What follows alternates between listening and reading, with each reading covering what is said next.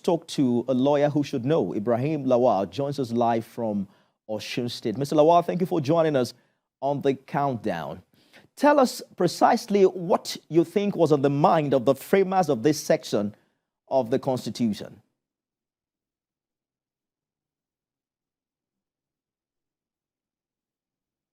Putting in the requirement for a person seeking to be president of Nigeria is to ensure that he has presence in at least 2/3 of the states of the federation, including Abuja.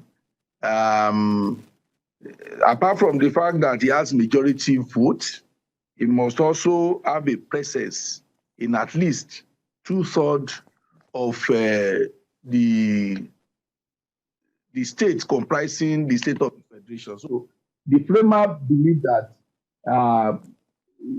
a president should emerge who enjoys the support of at least 2/3 of the majority, 2/3 of Nigeria. Must support at least 1/4 in 2/3 of the states of the federation, 36 states, including Abuja.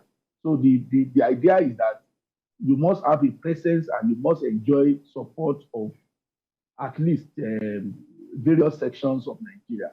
Unlike if it is just simple majority, indeed, where a president will emerge by having 2, 3, 4, 5, 6 states out of 36 states, and he says he's the president of the country. So they want to, apart from the fact that he must score majority votes, he must also ensure that he scored at least 25% in at least 2/3 of the states comprising, the entity called Nigeria. Indeed. And I think that is the idea behind it. So it's not just about having the highest number of votes. Your votes must come from a widespread it is across not. the country. You must also have, yes, it must be widespread. Indeed.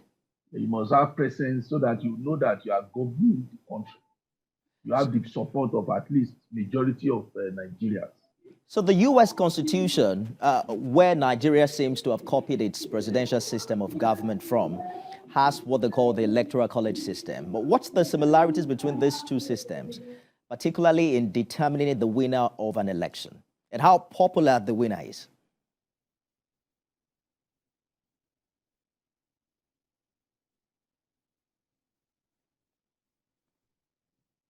Mr. Lawal, if you can hear me, I'm asking that we draw a comparison between the system here in Nigeria as well as the electoral college system in America as to deciding that the person who wins an election is actually popular amongst the electorate.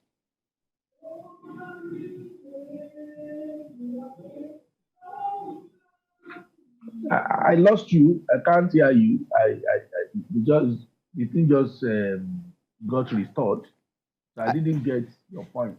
I can hear you now, Mr. Lawal. I was talking about the U.S. Constitution, where Nigeria seems to have gotten its presidential system of government from.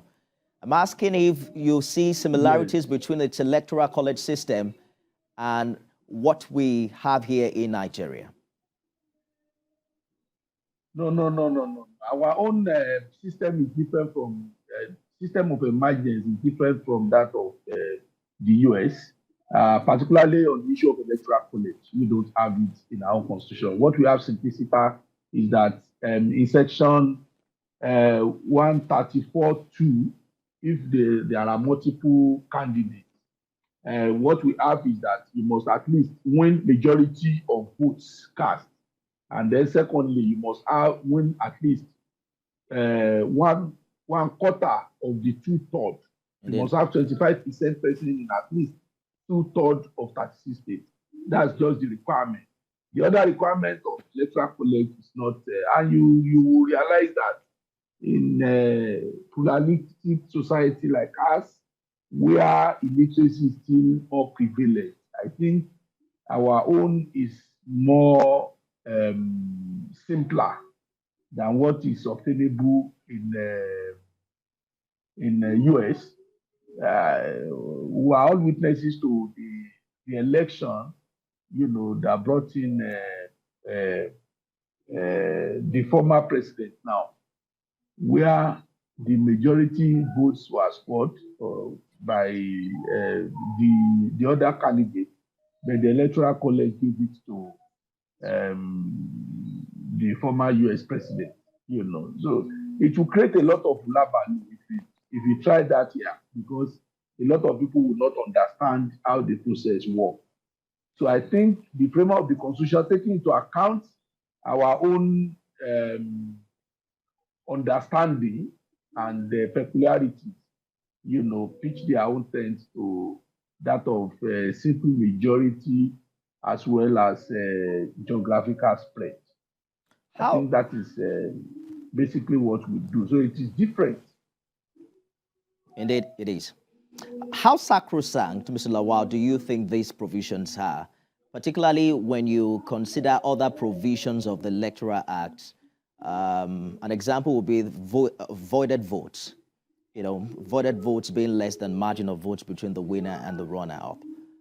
Do you think that by any chance these particular provisions can be ignored, considering these other aspects of no, that there is no, even if you look at the Constitution itself, it has said that if you look at the sub 3 of the Constitution, it said in default of a candidate duly elected in accordance with subsection 2 of this section, there shall be a second election in accordance with subsection 4 of this section.